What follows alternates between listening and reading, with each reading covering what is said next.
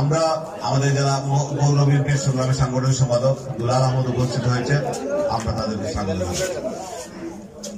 আমরা এইসব শহীদদের স্মরণ করছি এবং যারা আহত হয়েছেন তাদেরকে স্মরণ করছি। প্রিয় মুরব্বিয়ানগণ, প্রিয় বাগাবাসী, আমি স্মরণ করছি এই বাগার কৃষি সন্তান আমাদের অত্যন্ত মুরব্বী, শুধু বাগার নয়, সমস্ত গোলাপগঞ্জ সমগ্র সিলেটের মুরব্বী ছিলেন যিনি হাজি আব্দুল আহাদ আমিয়া সাহেব, যিনি ব্যক্তিগতভাবে আমাকে অত্যন্ত স্নেহ করতেন, নিজের ছেলের মতো দেখতেন। আমি তাকে আল্লাহ রাব্বুল আলামিন তাকে জান্নাত দান করেন। এই এলাকার মানুষের জন্য তিনি অনেক কাজ করেছেন, শুধু বাগা নয়, শুধু গোলাপগঞ্জ নয়, সমগ্র সিলেট জেলার উনার প্রতি ছিল। আল্লাহ রাব্বুল আলামিন তাকে জান্নাত দান করেন। আমার প্রিয় ছোট ভাই, আমরা যার সাথে আন্দোলন সংগ্রাম করেছি রামুল্লাহ, আল্লাহ রাব্বুল আলামিন যেন তাকে জান্নাত দান করে, আমি তাকে স্মরণ করছি।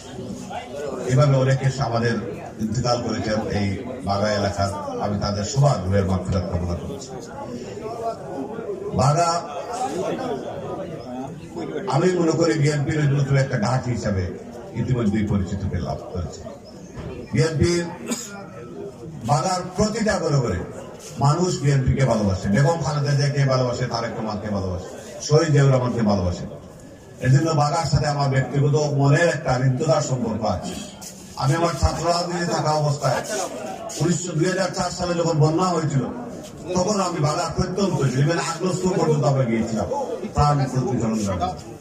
কারণ বাগার এলাকার মানুষের কোন সমস্যা হলে আমার প্রাণ কাঁদে, আমার হৃদয় কাঁদে। আমি চাই বাগা এলাকার একজন আপনাদের একজন ভাই হিসাবে, আপনাদের একজন সন্তান হিসাবে আমি আপনাদের পাশে থাকবো, সেটাই আমি মনে করি। কারণ আমার বাড়ি লক্ষ্মীবাসের কর্তারপুর গ্রাম, আতারি স্কুল, হেতিমগঞ্জ।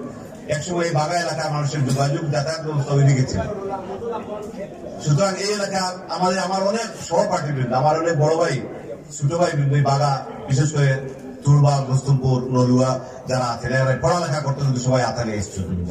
সুতরাং আমার সাথে তাদের একটা সম্পর্ক গড়ে উঠেছে বাল্যকাল থেকে।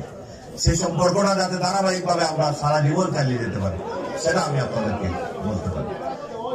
প্রিয় নেতৃবৃন্দ, বিগত 15 বছর যাবত এই এলাকার কোন কাজ হয়ে থাকে। কারণ আমরা এমন একজন এমপিকে পেয়েছিলাম, বিনা ভোটের এমপি, যিনি এলাকার কাজ করতে আগ্রহী ছিল না। আমার মনে হয় আপনারা কখনো ওনাকে দেখেন বলে আমার মনে হয় না।